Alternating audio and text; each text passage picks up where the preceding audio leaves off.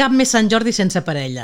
Apareix aquest cor aquí, per tant, Mariola en mode amor. 3 consells per tenir efectivitat i èxit. Primer tip, tenir clar que conèixer algú a través d'internet no és el mateix que conèixer el cara a cara. Els codis són diferents, però no millors ni pitjors.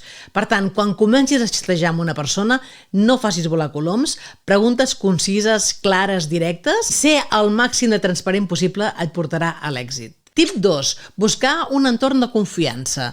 Fer-te un perfil és totalment gratis. Es tracta de posar el teu nom, una contrasenya, també detallar què és el que estàs buscant, un home o una dona, establir la franja d'edat. Tip 3. Troba't en un lloc concorregut a la primera cita i que no sigui molt llarga. Aquesta cita et servirà per acabar de contrarrestar la informació que has aconseguit quan xatejaves.